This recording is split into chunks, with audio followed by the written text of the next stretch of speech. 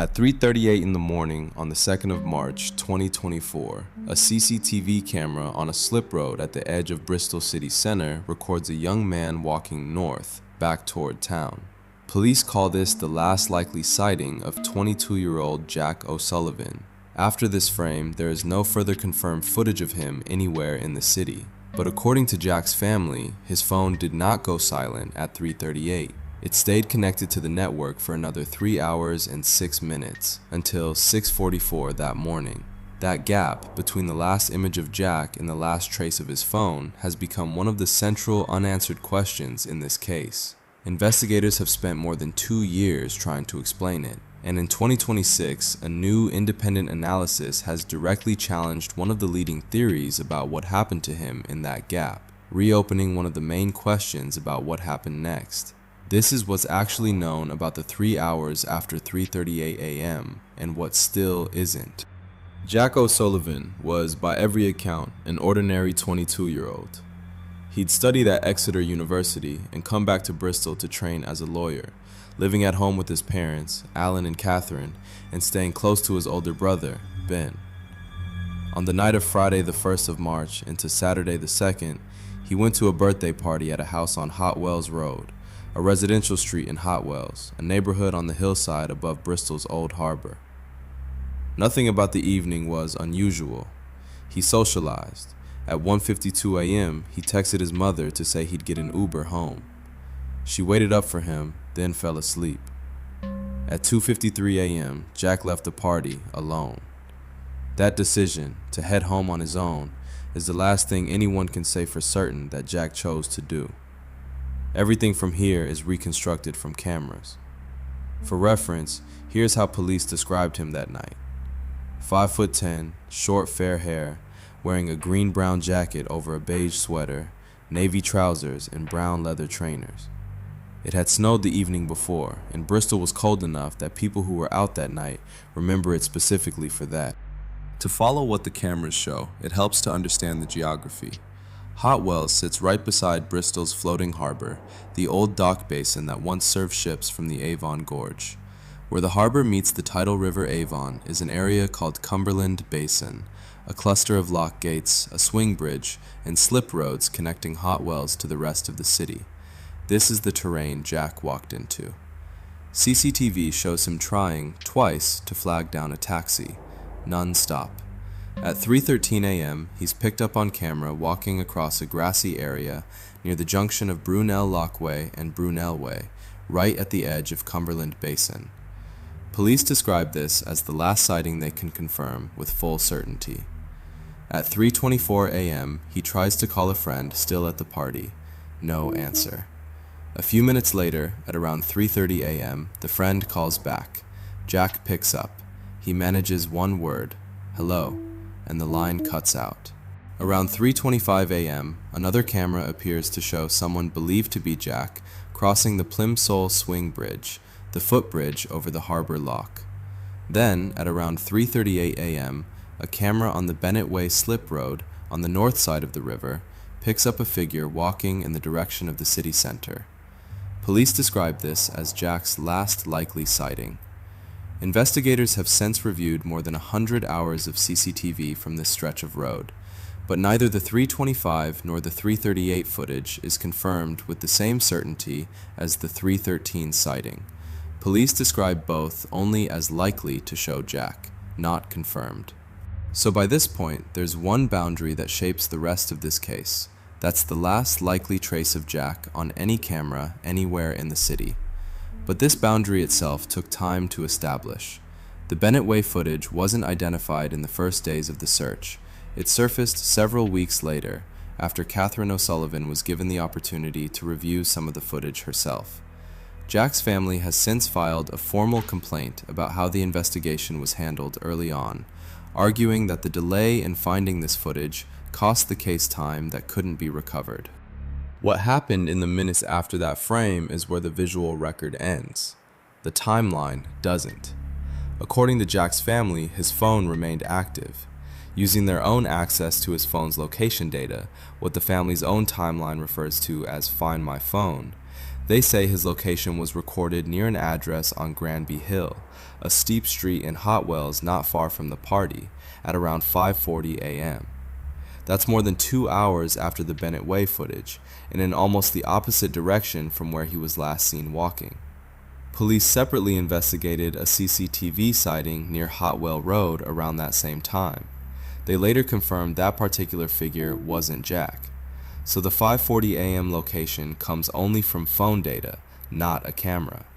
And police have told the family that this kind of location ping isn't precise enough to be relied on. According to Jack's family, the final data point comes at 6:44 a.m., the point at which the phone's signal is reported to have left the network. Here's what that can and can't tell us. Phone activity means the device had power and signal. It doesn't confirm who was carrying it or exactly where they were standing. It's a general area, not a pin on a map. So the honest version of the timeline is this. At around 3:38 a.m., what police describe as the last likely CCTV sighting of Jack, walking. At 6:44 a.m., according to his family, a final signal from a phone, his phone, still live on the network. In between, over 3 hours with no confirmed camera footage, no confirmed call, and no verified sighting. It's also worth explaining where this phone timeline comes from, because it wasn't handed over easily. For more than a year, Jack's family couldn't access the underlying data directly. Police said data protection law prevented them from sharing it. It was only after members of the public Find Jack campaign appealed directly to Jack's network provider, EE, that the company agreed to release the records. The 5:40 a.m. and 6:44 a.m. timestamps referenced throughout this video come from that release, filtered through the family's own account of it, not from a police press statement. There is one more piece of evidence from inside that gap. At around 4:30 a.m., a camera near the Brunel Swing Bridge, close to where Jack was last filmed, picked up a member of the public walking a dog, someone in a green jacket with a fur-lined hood, with a black dog wearing a red collar. Police have never suggested this person was Jack. They wanted to identify them only as a possible witness, someone who may simply have been in the area during the exact hours in question. As far as has been publicly reported, they were never traced. That 3-hour gap sits at the center of this mystery. Given where the last sighting placed him, investigators focused early on the water. Bennett Way runs directly alongside the River Avon at Cumberland Basin, where the tidal river meets the harbor lock system. If someone lost their footing there in the dark in March, the river was the obvious place to look. So that's where the search went. Over the following months, Avon and Somerset police ran one of the largest missing person operations the force has handled. Dive teams using sonar swept the river from Avon Mouth to Conham River Park, several miles inland, while officers, drones, and dog units covered the banks on both sides. More than 30 organizations took part in total, and investigators reviewed dozens of camera sources and contacted over 1,000 taxi drivers. Public appeals grew alongside it.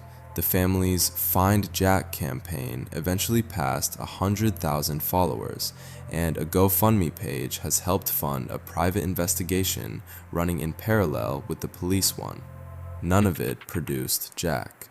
In January 2025, a body was recovered during one of these searches. For 6 days, Jack's family didn't know if it was him. It wasn't. By the 2-year mark, in March 2026, the case remained where it had sat for months. No trace of Jack, and no confirmed explanation for what happened to him afterward. For a long time, the working theory, inside and outside the investigation, was that Jack had entered the river that night and simply hadn't been found yet. Then, in November 2025, that theory ran into a problem. On the 27th of November 2025, nearly 21 months after Jack disappeared, Avon and Somerset police showed CatherineO'Sullivan's CCTV footage the family hadn't seen before. According to the family, officers said they believed the footage might show a person entering the River Avon near where Jack was last seen, and that the person could be Jack. They were also clear, the family says, that the identification remains unconfirmed. That disclosure is what brought a former harbor master into the case. Mike Ferguson spent 8 years as Bristol's deputy harbor master, responsible for coordinating the search and recovery of bodies from the city's waterways. Jack's family asked him to examine what the new footage would mean, specifically whether a body entering the river at that time and place could plausibly go unrecovered for 2 years. Asked directly how likely that was, his answer was blunt: no, none whatsoever. Ferguson has said that in his experience, bodies that enter the Avon are carried by the tide to a small number of well-documented points along the river. He's identified 7 of them between Avonmouth and Hannum, and that in his time on the job, almost every recovery happened at one of those locations. Jack's case, he says, doesn't fit that pattern. CatherineO'Sullivan has since said police commissioned a separate oceanographer's report that reached similar conclusions, though with less detail than Ferguson's. The story returned to national television in August 2026 when Catherine appeared on ITV's This Morning alongside criminologist David Wilson to renew the family's appeal for a fresh search. Of the harbor master's findings, she said simply, "The report really speaks volumes to us." Ferguson's report also notes that the stretch of riverbed shown in the new footage had been dredged for routine maintenance months earlier, a detail he says complicates any reading of what that footage does or doesn't show. None of this proves Jack didn't enter the water. Ferguson has only examined the specific scenario shown in the new footage, working from media reports and river data rather than the police's full investigative file. Avon and Somerset police say they've reviewed the material the family submitted and factored it into their ongoing inquiries, not that they've ruled the river out. What the report does is narrower and in some ways more unsettling. It takes one of the most important newer pieces of evidence in this case, the November 2025 footage, and argues that even if it does show a fall into the river, what should have happened next doesn't match what actually did. Which brings us back to where this video started.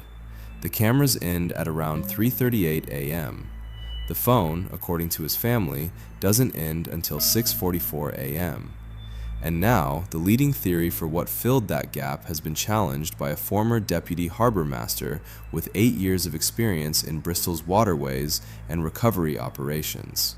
Strip away the theories, and here's what the case actually consists of. Known from CCTV and the established timeline, Jack left the party at 2:53 a.m. He was captured on camera trying to get a taxi, then walking near Cumberland Basin at 3:13 a.m., the last sighting police confirm with full certainty, followed by 2 further likely sightings on the Plimsoll Bridge at 3:25 and Bennett Way at 3:38. Known, but attributed to the family rather than to police confirmation, a phone location near Granby Hill at 5:40 a.m., and the phone reportedly remaining on the network until 6:44 a.m. Known, the investigation remains open. Over 1,000 vehicles checked, more than 100 hours of footage reviewed, a dog walker near the Brunel Swing Bridge at 4:30 a.m. never identified. One false alarm in January 2025, a formal complaint from the family over how the case was initially handled, and, as of late 2025, one piece of CCTV that police believe may or may not show Jack entering the river. Unknown. What happened to Jack in the 3 hours between 3:38 and 6:44? Unknown. What the later phone activity actually represents. And, freshly reopened as of 2026, whether the water explains any of it at all, given that a former harbor master says the physical evidence doesn't support it. 2 explanations that once seemed to compete, he entered the water or something else happened, have both been complicated by the same set of facts. Usually, new evidence narrows a case's possibilities. Here, it's widened them. JackOSullivan remains missing. More than 2 years after that party in Hot Wells, his parents still spend their mornings retracing ground they've already covered. Fences, ditches, riverbanks. because it's the only thing that feels like progress. In September 2025, an anonymous donor offered a £100,000 reward for information leading to Jack being found. It hasn't been claimed. The two numbers that open this video are still the two that matter most. 3:38 a.m., what police describe as the last likely sighting of a 22-year-old walking toward the city center, and 6:44 a.m., when his phone, according to his family, finally went quiet. Neither one tells us what happened in between. No footage, no witness, no piece of physical evidence has closed that gap. What's changed in 2026 is that the explanation many people assumed was true, that the river simply hadn't given him back yet, no longer sits as comfortably as it once did. That doesn't tell us where Jack is. It just means that more than 2 years on, the case still comes down to the same unresolved fact his mother pointed to in the first weeks of the search. A person can go off camera. What nobody has yet explained is the phone.